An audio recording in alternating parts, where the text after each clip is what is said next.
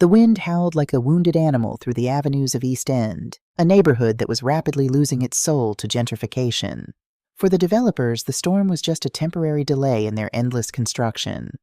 But for Ella, it felt like a heavy, suffocating blanket being thrown over a life that was already too cold. Ella was 62 years old, an African-American woman whose face bore the quiet, majestic dignity of someone who had weathered far worse storms than this one. Her skin was a rich, deep mahogany, lined with the faint traces of 3.5 decades of a marriage that had slowly frozen over. Her natural hair, threaded with elegant silver, was tucked beneath a thick woolen beanie. She stood at the bus stop, her gloved hands clutching a worn canvas tote bag to her chest. She wasn't looking at the sleek new coffee shops or the artisan bakeries that had replaced the mom-and-pop stores of her youth. Her mind was fixed on her home. The legacy property. It was a sturdy, beautiful Victorian-style house with a wraparound porch that her grandfather had built with his own 2 hands. It had survived the civil rights movement, economic downturns, and the relentless marching of time. Lately, however, the mailbox had been choked with glossy flyers and aggressively polite letters from predatory real estate syndicates offering quick cash for her ancestral land. They wanted to tear down her history to build luxury apartments. Ella threw every single letter into the fireplace. That house was her anchor. It was the only thing in her life that still belonged entirely to her. 58, 60, 62. There comes an age when you stop chasing the chaotic sales at the massive megamarts and settle for the quiet familiarity of the local grocery store, where the aisles are narrow and the cashiers at least pretend to know your face. Ella stood in line at a register number 3. Ahead of her was a frail figure, a woman who looked like she carried the weight of a century on her hunched shoulders. She wore the uniform of the overnight cleaning crew, faded blue scrubs under a patched, oversized winter coat. The woman was frantically fumbling with a tattered coin purse, her dark, deeply lined hands shaking uncontrollably as she spilled a meager handful of dimes and quarters onto the black conveyor belt. On the belt sat the most heartbreakingly modest collection of items: a single loaf of discounted white bread, a small carton of milk, 2 bruised apples, and a can of cheap chicken soup. "Ma'am, you're short," the cashier, a teenager with heavily lined eyes and an expression of profound boredom, sighed loudly. "You're short by about $4.20. "How can that be, baby?" the older woman muttered, her voice trembling, thick with panic and confusion. She began sorting through the loose change again, her arthritic fingers slipping on the smooth metal. "I counted it before I left the shelter. I counted every penny." Behind Ella, a man in a tailored suit shifted his weight, letting out a sharp, theatrical sigh of annoyance. The line was backing up, and patience was a luxury no one seemed willing to afford in a blizzard. Ella looked at the shrunken figure of the cleaning woman. She saw the frayed cuffs of her coat, the deep exhaustion etched into her posture. Something heavy and painful tugged at Ella's chest. How many times had she walked past the invisible suffering of others, insulated by her own quiet misery? How many times had she looked away because it was simply easier? Not today. "Ring it up with mine," Ella said. Her voice was smooth, deep, and carried a quiet authority that instantly silenced the grumbling man behind her. She stepped forward, placing a crisp $20 bill on the counter, right over the older woman's trembling hands. "I'll cover it." The cleaning woman flinched, turning around slowly. "Oh, sister, no. You don't have to do that," she stammered, flustered, reaching for the can of soup. "I'll just put the soup back. It's fine. Don't you worry about it." Ella smiled, a genuine warm expression that reached her eyes. "It's a blessing to share. Please take your groceries. Keep the warmth in." The older woman slowly raised her gaze to meet Ella's. When their eyes locked, Ella involuntarily shuddered. The woman's eyes did not match her frail, exhausted body. They were intensely clear, dark, and bottomless, vibrating with a strange, piercing energy. It was as if she wasn't just looking at Ella, but looking through her, past her winter coat, past her skin, straight into the marrow of her bones, reading the 35 years of silent marital endurance Ella carried. "Thank you," the woman whispered, her voice suddenly dropping an octave, losing its fragile tremor. She scooped her meager items into a plastic bag. "The universe doesn't forget a kindness. It circles back." Ella nodded politely, dismissing the interaction as a fleeting moment of grace, and turned her attention back to her own groceries: fresh vegetables, a whole chicken, a thick cut of beef, and several Tupperware containers. Marcus, her husband of 35 years, was leaving tonight.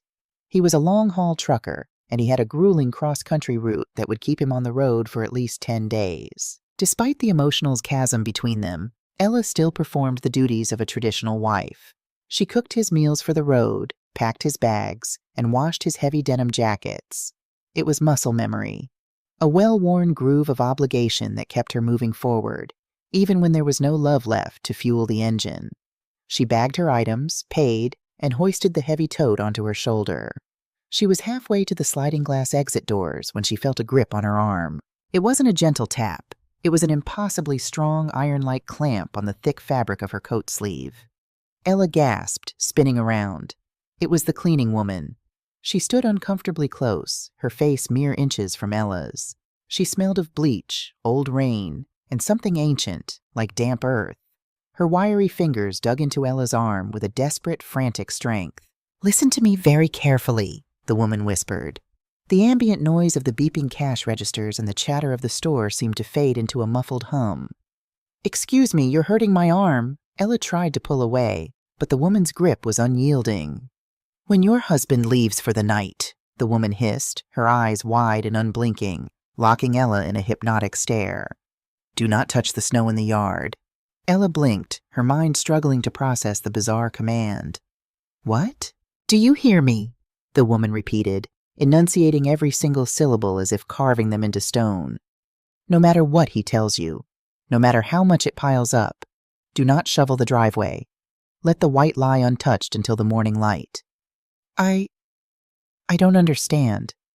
"What snow?" Ella stammered, a cold prickle of unease crawling up the back of her neck. "Promise me," the woman demanded, her voice urgent, almost pleading now. "Your safety depends on it. The legacy depends on it. Leave the snow untouched." Okay, I won't shovel it," Ella said quickly, her heart suddenly pounding against her ribs. The moment the promise left Ella's lips, the woman released her grip. The intense, terrifying energy vanished from her eyes, replaced once again by the weary, broken demeanor of an overworked cleaner. The woman gave a slow, satisfied nod, turned, and hobbled out of the sliding doors, instantly swallowed by the swirling vortex of the blizzard outside. Ella stood frozen by the exit for a long moment, rubbing her arm where the woman's fingers had dug in. She shook her head, letting out a shaky breath. Just the delusions of a poor, exhausted soul, Ella told herself, adjusting her scarf. Poverty and age play cruel tricks on the mind, spouting nonsense about husbands and snow. But as she stepped out into the freezing wind, the woman's piercing gaze remained burned into her memory. The house was cold when Ella finally unlocked the heavy front door. Marcus had spent the morning at the depot, prepping his rig for the long haul, and hadn't bothered to leave the thermostat up. Ella moved methodically. She kicked off her wet boots, hung her coat on the brass rack her father had installed in the 1970s, and walked into the kitchen. She turned the dial on the wall, hearing the familiar comforting clank and hiss of the old radiators coming to life. She unpacked the groceries, chicken into the cast-iron pot for a rich stew, vegetables onto the heavy wooden cutting board. Every movement was precise, practiced over thousands of lonely evenings. The house slowly began to warm up, the wooden floorboards creaking as if the old house was stretching its limbs. At exactly 6 o'clock, the heavy oak front door slammed open, letting in a furious gust of wind and the hulking figure of Marcus. He was 64, a large, broad-shouldered man whose face had been hardened by decades of staring down endless stretches of asphalt. He stomped his heavy, steel-toed work boots on the pristine entryway rug, shaking the snow from his jacket directly onto the hardwood floor Ella had polished just 2 days ago. He didn't look at the puddles forming at his feet. He rarely looked at the messes he made anymore. "Is the food packed?" he grunted. It wasn't a greeting. It was an inventory check. He didn't even glance in her direction as he walked heavily into the kitchen, his boots thudding aggressively against the floor. "I'm putting it in the containers now, Marcus," Ella replied, her voice steady, devoid of the warmth it used to hold decades ago. She neatly arranged the cooled stew, cornbread, and sliced brisket into his insulated travel cooler. Marcus collapsed into the wooden chair at the head of the table. He pulled out his smartphone, his thick thumbs tapping rapidly on the screen. His brow was deeply furrowed, and a tight, anxious energy radiated from him. Ella stole a glance at him while wiping down the counter. When had the ice formed between them? Was it 10 years ago? 20? In the early years, he would come home from his routes exhausted but smiling. He used to pick her up by the waist, bury his face in her neck, and tell her stories about the strange diners in New Mexico or the sunsets in Montana. They had plans back then.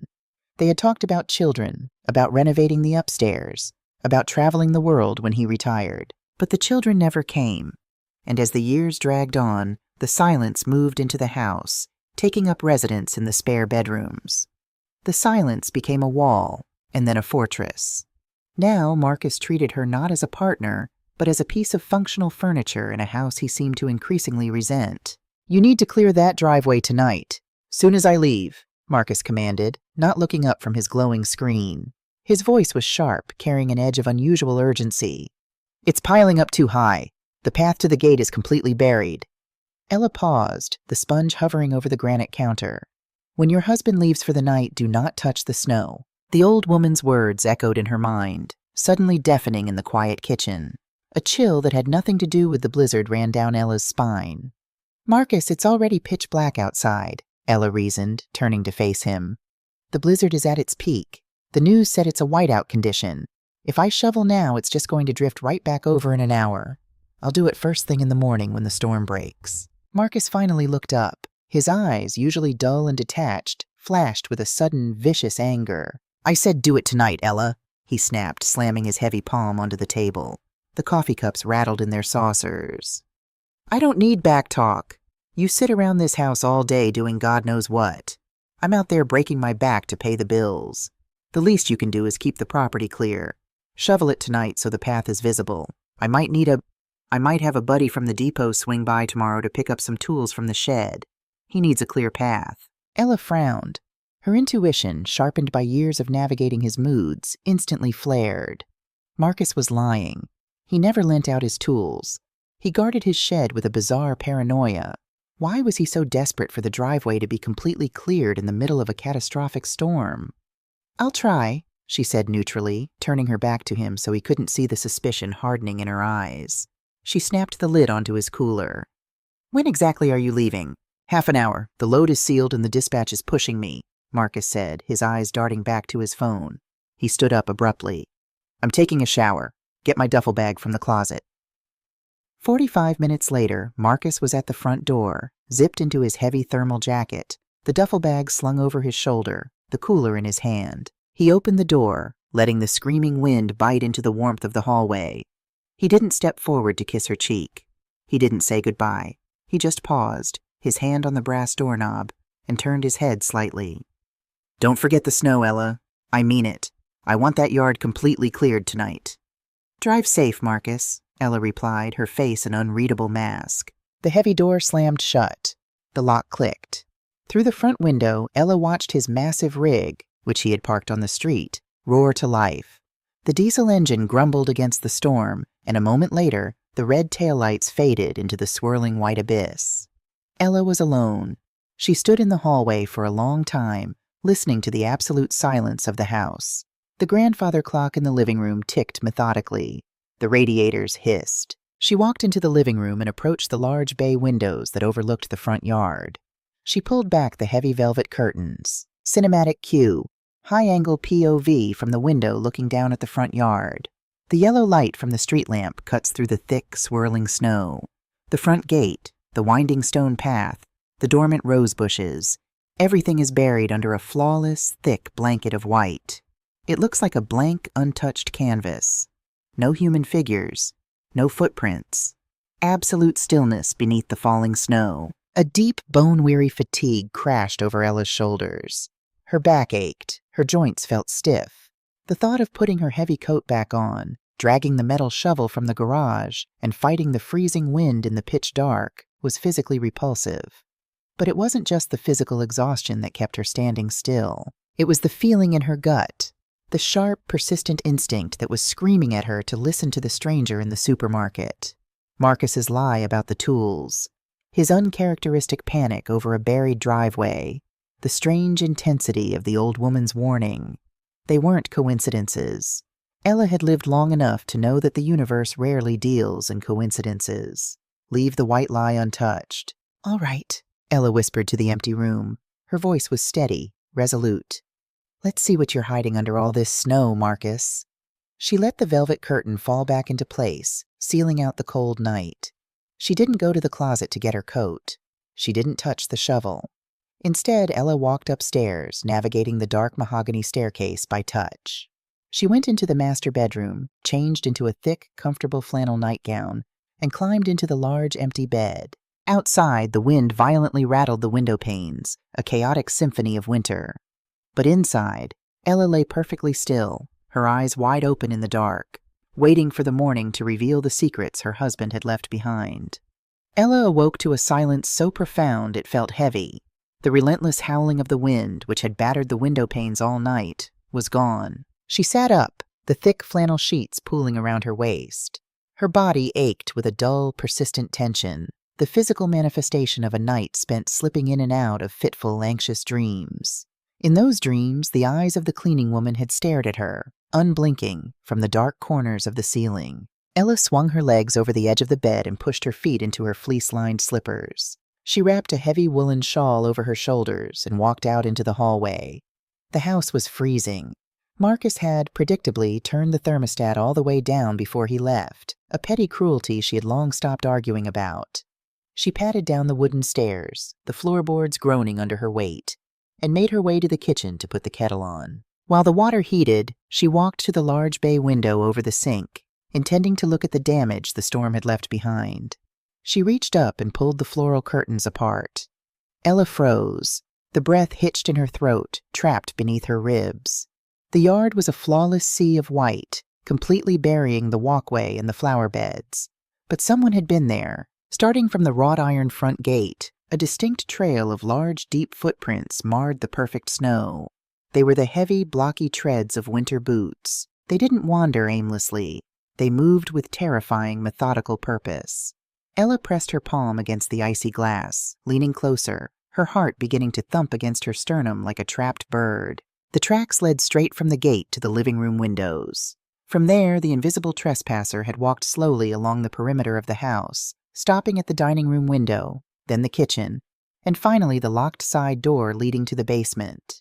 Whoever it was had taken their time, deliberately peering into the dark house while Ella slept alone upstairs. Then the tracks led back to the gate, disappearing out onto the main street. When your husband leaves for the night, do not touch the snow. If she had obeyed Marcus, if she had gone out into the freezing dark and shoveled the driveway clean, the concrete would have been bare. The new snow would have lightly covered it, and these tracks, this undeniable proof of an intruder, would have never existed. She would have woken up completely oblivious to the fact that she was being hunted. Ella didn't panic. 35 years of suppressing her own emotions for the sake of a volatile marriage had forged her nerves out of steel. Her mind instantly sharpened, shifting into a hyper-focused state of survival. She turned off the stove. She didn't need tea anymore. She needed answers. Martha Higgins was a retired postal worker, a 70-year-old widow whose primary source of entertainment was the high-definition security camera system her tech-savvy grandson had installed on her front porch. It had a clear, unobstructed view of Ella's property. Ella knocked on the door. It opened a moment later, revealing Martha in a pink velour tracksuit, holding a mug of decaf coffee. "Ella, honey, good Lord, what are you doing out in this cold?" Martha gasped, pulling the door wider. Come in, come in." "Martha, I need a favor," Ella said, stepping into the warm, cinnamon-scented hallway.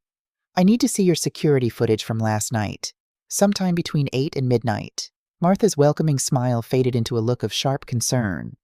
"Did something happen? Is it Marcus?" "Someone was in my yard," Ella said, her voice steady, but her eyes hard. "Prowling around my windows." Martha gasped, pressing a hand to her chest. "Oh, sweet Jesus, let's go to the living room. Billy showed me how to rewind the app." They sat side by side on Martha's floral sofa. Martha fumbled with a tablet, pulling up the black and white night vision feed. The screen displayed a grainy, static view of the street, completely obscured by falling snow. "I'm going to fast forward," Martha mumbled, dragging her finger across the screen. The timestamp raced forward. 8 p.m., 9:30 p.m., 10:45 p.m. "Stop," Ella commanded softly. At exactly 11:12 p.m., a vehicle cut through the storm.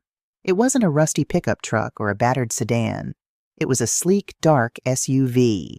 It rolled to a quiet stop right in front of Ella's gate. A man stepped out. Even on the grainy footage, Ella could tell he was dressed professionally. A long wool trench coat, leather gloves, and a briefcase. He didn't look like a burglar. He looked like an executive. The man opened her gate. He walked purposefully to the living room window. He pulled something out of his pocket, a laser measuring tool, and pointed it at the house. He walked the perimeter, taking notes on a small clipboard, occasionally snapping photos with a digital camera with a bright flash. "What in the world?" Martha whispered. "He's not trying to break in. He's measuring your house." Ella zoomed in on the screen, her fingers trembling slightly. As the SUV pulled away at 11:35 p.m., the street lamp illuminated the side door of the vehicle. There was a logo, a stylized golden arch over the words, Vanguard Holdings and Acquisitions. "Vanguard," Ella whispered. The name tasted like ash in her mouth. "Isn't that one of those big corporate developer groups?" Martha asked, her brow furrowed. "The ones buying up all the properties on the west side and tearing them down for condos?" "Yes," Ella said. Her voice was terrifyingly calm. She stood up, handing the tablet back to Martha. "Thank you, Martha. Please don't mention this to anyone. Not a soul." "Are you going to call the police, Ella? You can't stay in that house alone." "The police can't help me with this," Ella said, buttoning her parka. "Not yet." Marcus kept his home office locked. It was his sanctuary, the one room in the house where Ella was explicitly forbidden to enter. But after 35 years, there wasn't a single secret in this house Ella didn't know how to uncover. She knew he kept the spare brass key taped to the underside of the hallway radiator. She unlocked the door and stepped inside. The air was stifling. If Vanguard Holdings was measuring her house in the middle of the night, it meant they were preparing for a teardown. And they wouldn't do that unless they believed they already owned the property, or were about to. But the house was a legacy property. It was solely in Ella's name, inherited directly from her grandfather. Marcus had zero legal claim to it, unless he created one. Ella moved methodically. She didn't tear the room apart. She was surgical. She checked the filing cabinets, the drawers of the mahogany desk, the hollow space inside his humidor. Nothing but old tax returns and trucking manifests. She stood in the center of the room, closing her eyes, putting herself in the mind of a desperate, deceitful man.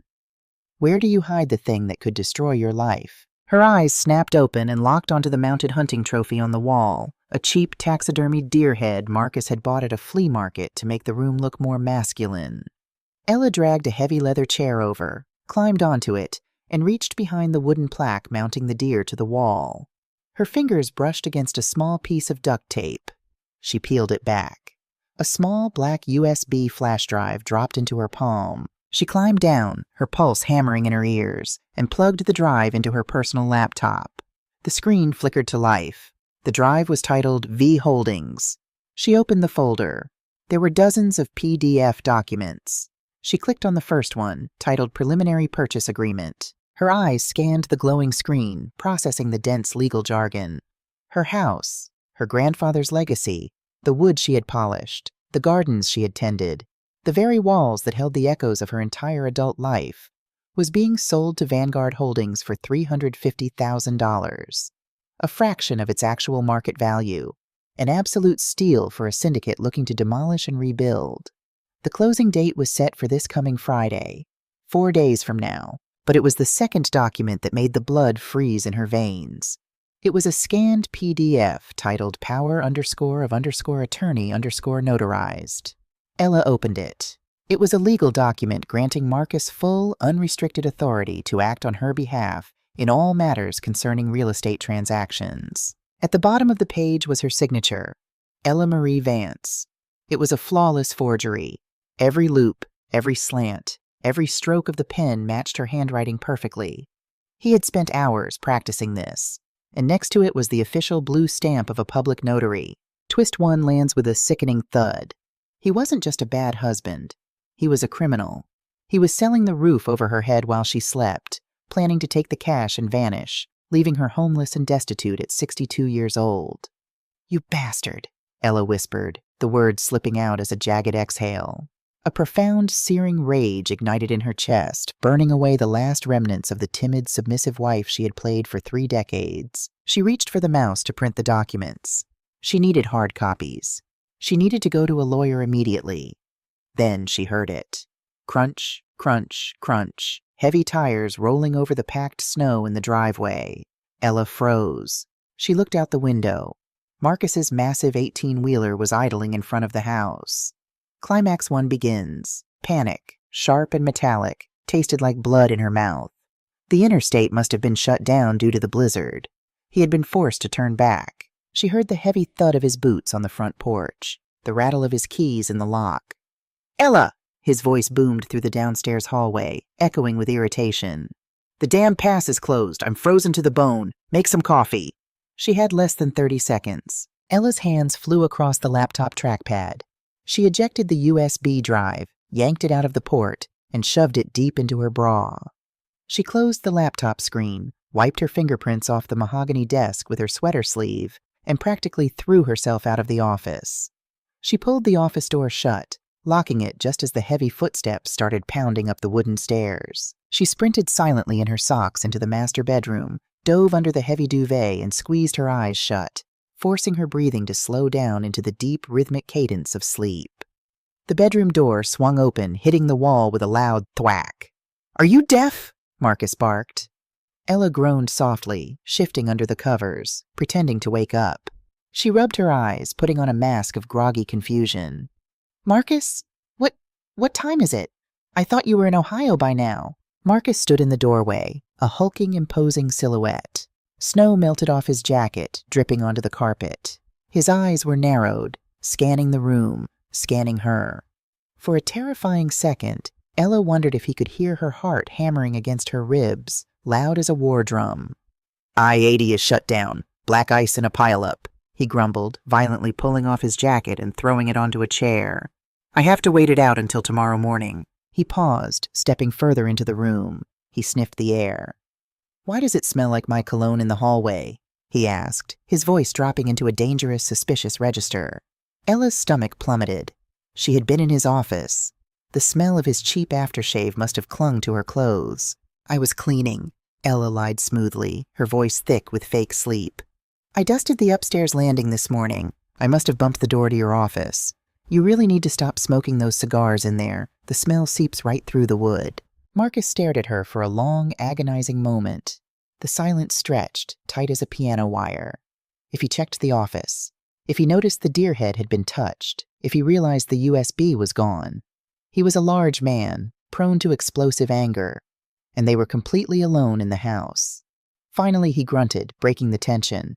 "Just get downstairs and make some food. I'm starved." He turned and headed into the master bathroom, slamming the door behind him. The shower turned on a moment later. Ella let out a breath she felt she had been holding for a lifetime. She pulled the USB drive from her bra, gripping the small plastic rectangle so hard her knuckles turned white. She was living with a predator, and she was the prey. But not anymore. Marcus ate his reheated stew in silence, staring at his phone. Ella stood by the sink, washing the dishes, watching him in the reflection of the window. He wasn't acting like a man who was about to strike it rich. He looked frantic. He kept refreshing his text messages, his leg bouncing nervously under the table. "Is everything all right with the dispatch?" Ella asked, keeping her tone light, playing the role of the dutiful, ignorant wife. "Mind your business, Ella," he snapped, shoving his empty bowl away. "I'm going to take a nap. Wake me up at 6. He stomped upstairs. Once she was sure he was deeply asleep, signaled by the heavy, rhythmic snoring vibrating through the ceiling, Ella moved. She didn't go back to the computer. She needed to know why. Why was he selling the house now? Why not 5 years ago? Why the sudden desperate rush? She slipped into the hallway and picked up his heavy winter jacket. Marcus was careless. He always left his secondary phone, his burner, in the inside breast pocket. She pulled it out. It was a cheap prepaid model. He had never put a passcode on it, arrogant in his belief that she would never dare snoop through his things. She opened his text messages. There were dozens of frantic texts sent to a contact simply labeled C. Ella scrolled up, reading the exchange from the past 3 days. Marcus: "Calvin, you gotta answer the phone, man. The bank called again. They're foreclosing on the rig." C: "I told you, man. The crypto market tanked. The offshore fund froze the assets. It's gone." Marcus: "That was my entire pension. $150,000. You promised me a 30% return. I trusted you. C. It was an investment. Investments carry risk. Read the fine print. Don't contact me again, Marcus, or I'm calling my lawyer. Marcus. I'm ruined. If Ella finds out I blew our retirement, she'll kill me. C. Then figure it out. Sell something. Sell that old trap house she lives in. Vanguard is buying up everything in East End. Just forge the damn papers and get out. Twist 2. Ella dropped the phone onto the kitchen counter. She leaned heavily against the marble island, her legs suddenly weak. He wasn't gambling. He wasn't keeping a mistress. He was an absolute arrogant fool. He had taken their entire life savings, the money they had scraped together for 30 years, and handed it over to his sleazy best friend Calvin in some get-rich-quick crypto scam. He had lost everything. And instead of coming to her, instead of confessing his failure and facing the consequences like a man, his fragile ego had driven him to commit a felony. He was going to sell her legacy, steal the money from the sale to cover his massive debts, and likely vanish, leaving her to find out she was homeless when the bulldozers showed up. A tear broke free and rolled down Ella's cheek. It wasn't a tear of sorrow. It was a tear of absolute, blinding clarity. She wiped it away with the back of her hand. The mourning period for her marriage was officially over. She looked up at the ceiling, listening to the heavy snoring of the man who had planned to destroy her. You want to play with real estate, Marcus? She whispered to the empty kitchen, a cold, dangerous smile spreading across her face. Let's play. She picked up her own phone and dialed a number she hadn't called in years. Law offices of Sterling and Vance, a crisp voice answered. This is Ella Vance, she said, her voice dripping with authority. I need to speak to Eleanor Sterling immediately. Tell her it's an emergency regarding a fraudulent real estate transaction, and tell her I have the evidence to put someone in federal prison. The snow outside began to fall again, heavy and silent. But inside the house, the storm was just beginning. The plows finally cleared the interstate, Marcus grunted, his voice rough. He kept his eyes fixed on the door handle. Dispatch is riding me hard. I'll be gone at least 5 days. Don't wait up. Drive safe, Marcus, Ella said. Her voice was an immaculate, smooth surface, completely betraying the raging fire beneath it. He didn't reply. The heavy oak door slammed. The deadbolt clicked. A minute later, the deep, guttural roar of his 18-wheeler echoed down Chestnut Street, fading until the neighborhood was swallowed by silence once again. Ella stood perfectly still for 3 full minutes. She listened to the ticking of the grandfather clock. She listened to the hiss of the radiators. Only when she was absolutely certain he was gone did she let the mask fall. She walked into the living room and sank into the floral armchair. She didn't cry. The time for tears had passed yesterday, evaporated by the sheer, unadulterated audacity of his betrayal. Instead, a deep, glacial calm washed over her. 35 years. She had spent over 3 decades shrinking herself to fit into the negative space of his life. She had tolerated his coldness, his explosive temper, and the suffocating silence that had become their marriage, believing that beneath it all, there was a foundational bedrock of mutual respect. She had been wrong. She pulled the cheap plastic burner phone from the pocket of her cardigan. She had slipped it out of his jacket while he was in the shower. He was in such a frantic rush to leave he hadn't even checked his pockets. Ella unlocked the screen and opened the text thread with Calvin, Marcus's best friend, the man who had stood as the best man at their wedding, the man who, she now realized, had orchestrated the financial ruin of her husband. She read through the weeks of texts she hadn't had time to finish the day before. It was a masterclass in pathetic desperation. Marcus hadn't just lost their savings. He had willingly handed it over in a blind panic of greed. Calvin had promised him a guaranteed 30% return on an offshore crypto investment scheme. Marcus, terrified of aging out of the trucking industry and desperate to prove he was a savvy provider, had secretly liquidated his entire pension and their joint emergency funds. When the fund inevitably collapsed, or more likely when Calvin simply pocketed the cash, Marcus was left with nothing but staggering debt. And Calvin, like the parasite he was, had offered the solution. Sell the house. Vanguard Holdings is paying cash. Forge the deed. Ella will never know until the check clears. It wasn't a crime of passion. It wasn't another woman. It was sheer, unadulterated cowardice. Marcus was willing to throw her out into the freezing winter streets just to cover his own colossal stupidity. Ella turned off the phone and dropped it onto the coffee table. You thought I was just a fixture in this house, Marcus. she whispered to the empty room. You forgot whose name is on the deed. She stood up. Her movements were no longer weary. They were precise, calculated, and lethal. She went upstairs, dressed in a tailored charcoal gray pantsuit she hadn't worn in years, draped a heavy wool coat over her shoulders, and called a cab. Eleanor Sterling was a shark in a designer suit. She was a 60-year-old powerhouse attorney who specialized in high-asset divorces and estate fraud. She sat behind a massive slab of polished marble that served as her desk, reviewing the printed documents Ella had extracted from Marcus's hidden USB drive. Eleanor slowly took off her reading glasses and looked across the desk at Ella. This is incredibly brazen, Eleanor said, tapping the forged power of attorney with a perfectly manicured fingernail. He actually went to a notary. A crooked one, clearly, but it has a seal, and the purchase agreement with Vanguard Holdings is set to close this Friday, 3 days from now. They are wiring $350,000 into a private offshore account solely in his name. Can we stop the sale? Ella asked, her voice steady. Easily, Eleanor replied, leaning back in her leather chair. I can file an emergency injunction this afternoon. We flag the deed with the county clerk. When Vanguard tries to close, the title company will see the freeze. The sale halts. Then we go to the police, present the forgery, and Marcus is arrested for attempted fraud. Ella looked at the polished mahogany paneling of the office. She thought about Marcus coming home, finding out the sale was blocked, and throwing one of his violent tantrums. She thought about the endless, agonizing months of a messy divorce, fighting over the scraps of a life he had already secretly destroyed. Stopping him wasn't enough. Not anymore. Eleanor, Ella said quietly, leaning forward. If we just block the sale, he gets arrested for attempted fraud. He might just get probation. He'll play the victim. He'll say he was under duress from his debts. And he'll still try to drag me through the mud in a divorce court to get half the value of my grandfather's house. Eleanor tilted her head, a predatory spark lighting up in her sharp eyes. Go on. What if we don't stop the sale? Ella asked. Eleanor raised an eyebrow. If the sale goes through, Vanguard takes possession of the title. You lose the house, Ella. Not if the house doesn't belong to me on Friday, Ella said, a cold, brilliant strategy forming in her mind. She pointed to the forged power of attorney.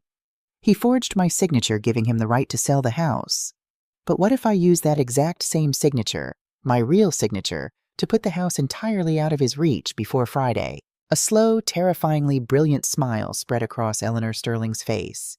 She picked up her gold pen.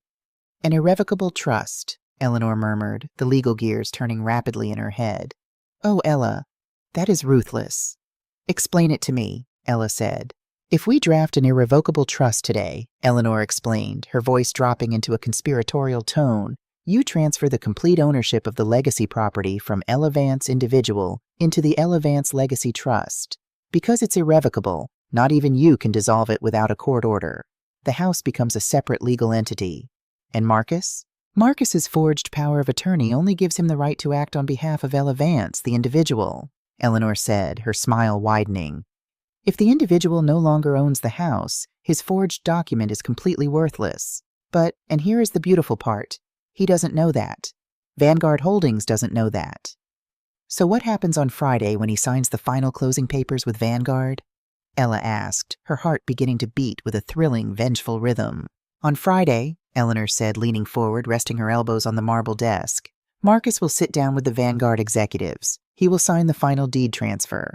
He will accept their wire transfer of $350,000, and the exact second he does that, he commits wire fraud, Ella finished. Massive, undeniable federal wire fraud, Eleanor confirmed.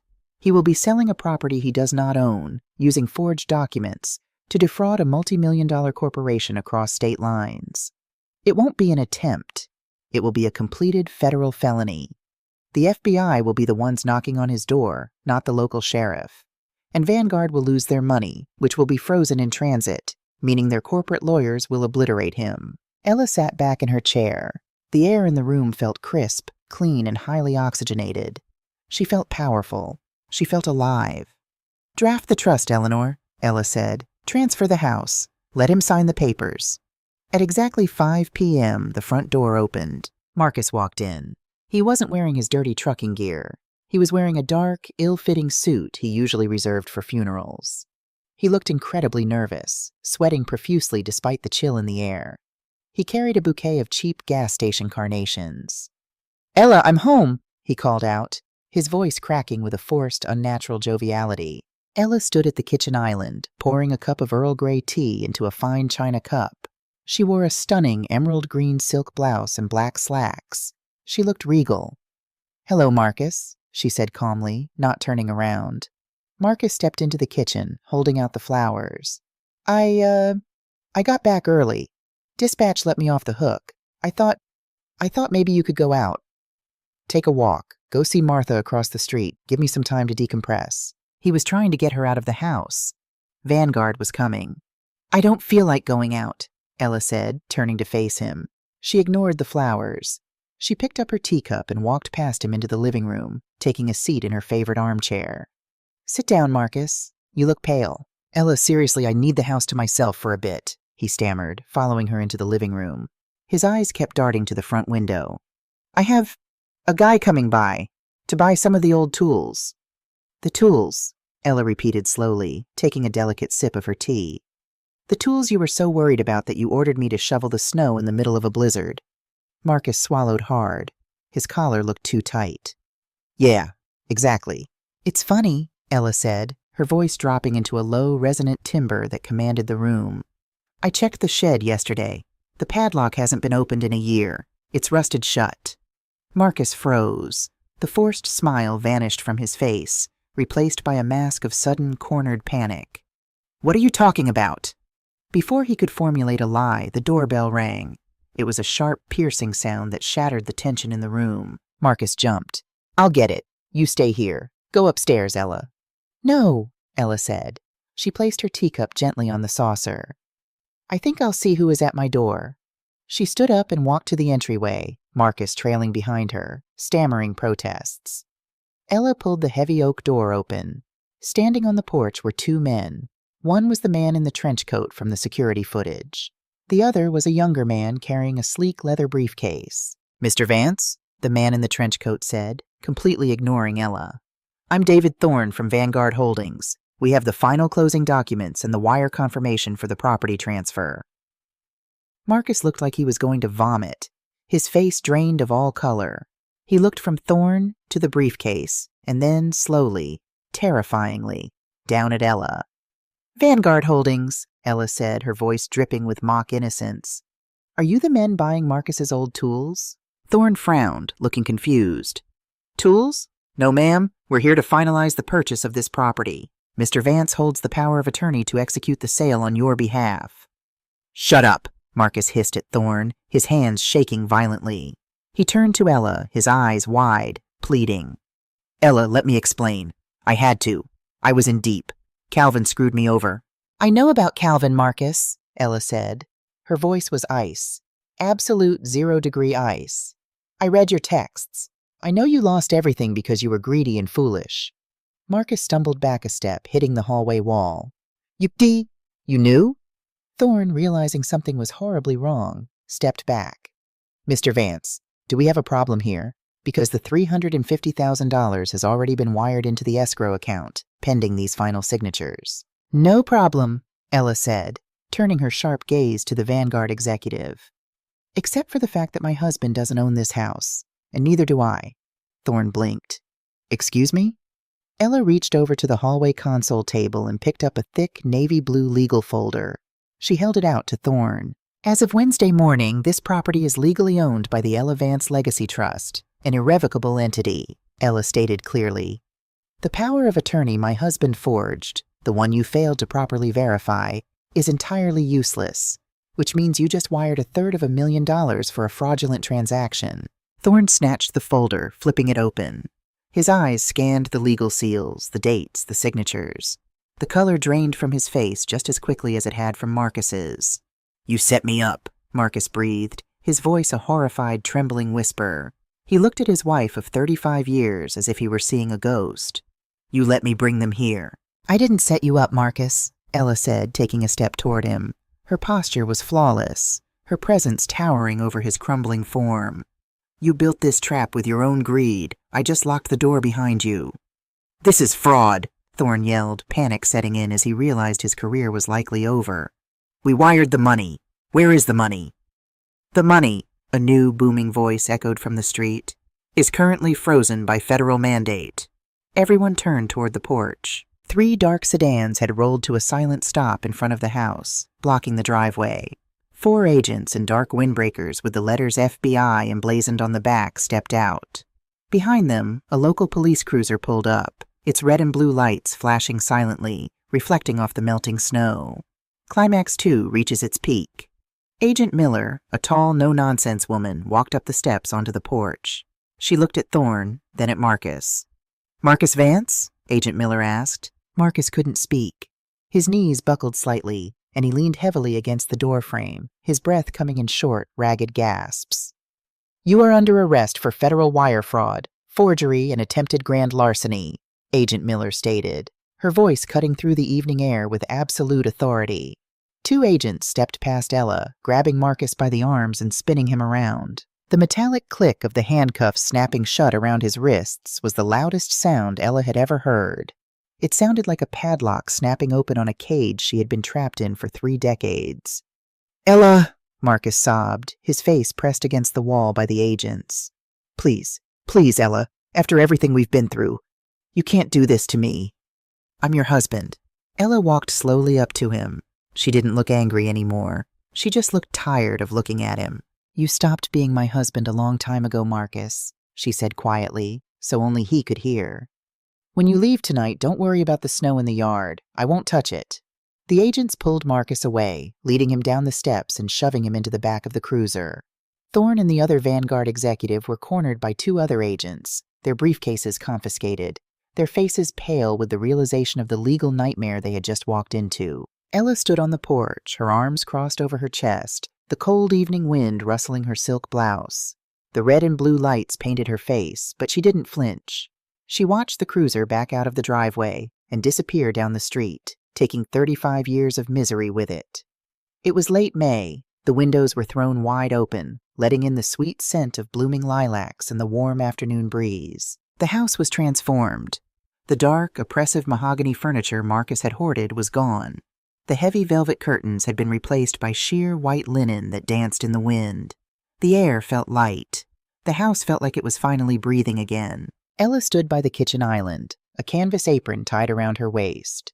Her hands, dusted with flour, were expertly kneading dough for a fresh loaf of bread. She looked 10 years younger. The deep lines of stress around her mouth had softened, replaced by a subtle, permanent smile. Marcus had taken a plea deal, 5 years in federal prison. Eleanor Sterling had finalized the divorce with surgical precision, leaving Ella with the house, the remaining assets, and absolute peace of mind. Calvin was currently under indictment by the SEC. Vanguard Holdings, terrified of the public relations nightmare of trying to steal a legacy property from an elderly woman using forged documents, had completely backed off the neighborhood. Ella brushed a stray silver curl from her forehead with the back of her wrist. She looked out the window, down at the front gate where the snow had once buried the walkway. She remembered the cleaning woman at the grocery store. She had gone back to look for her a week after Marcus was arrested, but the store manager said they had no one matching that description on payroll. She was a ghost, an angel in faded scrubs, a whisper of intuition that had saved Ella's life. The universe doesn't forget a kindness. It circles back. The doorbell rang. It wasn't the sharp, aggressive ring of federal agents or corporate sharks. It was Martha from across the street. "Ella!" Martha called out through the screen door, holding a plate of warm chocolate chip cookies. "The girls from the library are coming over for wine on the patio tonight. You in?" Ella wiped the flour from her hands on a towel. She looked around her beautiful, quiet, perfectly safe home. Her sanctuary. Her legacy. "I'll be right out, Martha," Ella called back, her voice ringing clear and full of joy. "I wouldn't miss it for the world." She untied her apron, draped it over the chair, and walked out onto the sunlit porch to join her friends. The winter was finally over, the snow had melted, and Ella Vance was, at long last, stepping into the light.